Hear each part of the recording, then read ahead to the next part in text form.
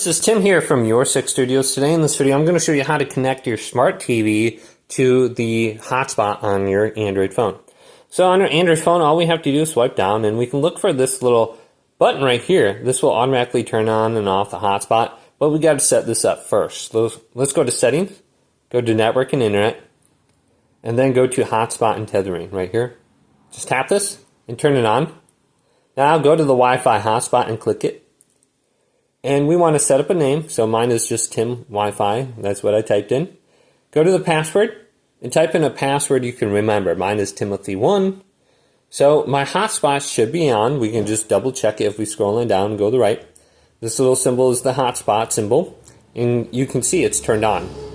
Now we want to go to our smart TV. And you're going to have a couple different backgrounds for your smart TV, the operating systems.